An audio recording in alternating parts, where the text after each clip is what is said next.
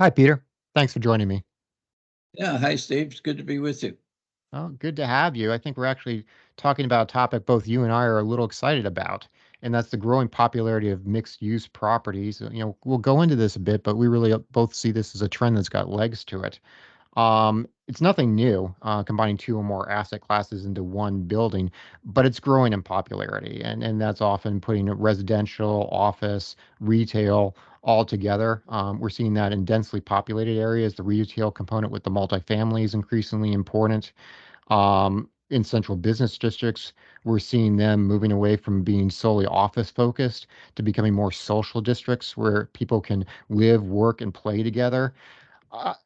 Really kind of, I think, a super interesting trend. And, I want to talk to you a little bit about that. But what are some of your key thoughts on this? Well, I think it's a trend that's been with us for a long time, and I think it's going to continue to be with us for a long time. It's had excursions, I guess, like every trend, but right now, it I get it. It makes total sense, and having everything in one building or in one city block makes a huge amount of sense. And if you're not living in the city but in the suburbs, having uh, live, work, and play all within walking distance or short driving, it makes total sense. And this is what developers are looking at, by the way, in their consideration of whether to put the shovel in the ground or not. I know, I mean, we've talked about it. I think some of the projects that you find the most interesting, that the most trend setting, are mixed use in different areas. And I think we've also talked about this. We see it as a real driver for the suburbs, not just the inner city cores. And some of those inner city cores, maybe they're not so much fun to live and play in anymore because of various issues we can talk about otherwise. But this does seem to be a driver of people, of the most some of the most attractive new developments, bringing the retail, the living, the working, all together in kind of a more community setting. Yes, absolutely. And community is what it's all about, a sense of community. Um, and some of these mixed use projects have their own private club right in the building. And that brings people together, whether it's for a meal or for a social hour or what have you. Yeah, it is about community. And when you think about the development of San Antonio, Texas, for instance, Hmm. which began 20 some years ago, perhaps when Applied Materials moved there to San Antonio. But what's going on there now is mixed use and building a sense of community. Elon Musk thought he was going to do that there. So this is not a new concept, but it is clearly what is in vogue today, and I don't think is really a trend.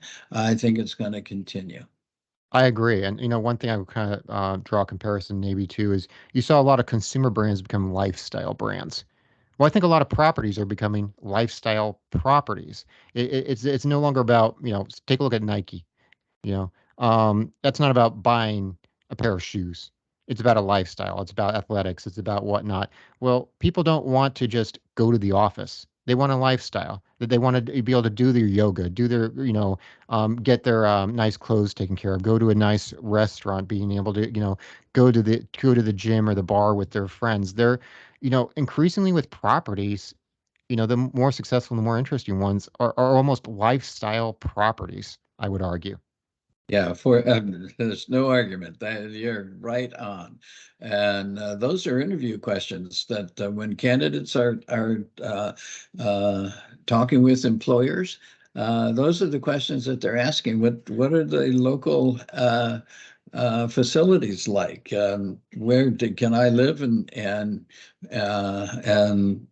have a gymnasium or is it going to be in the building, in the work building, or in other words, what does it look like as a community?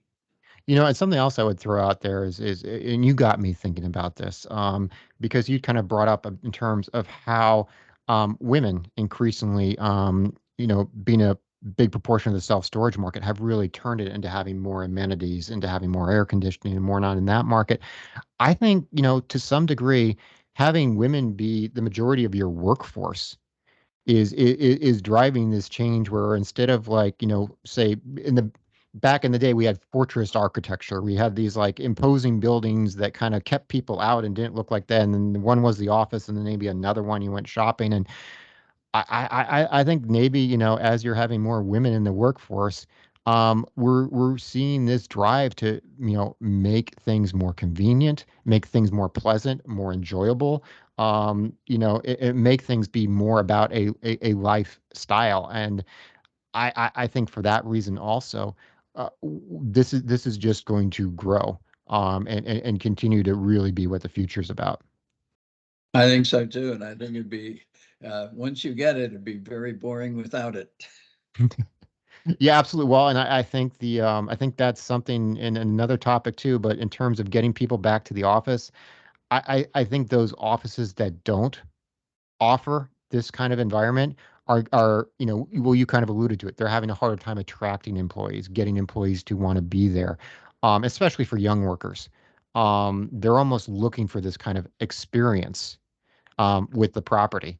So I do think that, this, yeah, maybe it's even more than a trend. Maybe this is just what it is. This just is the future.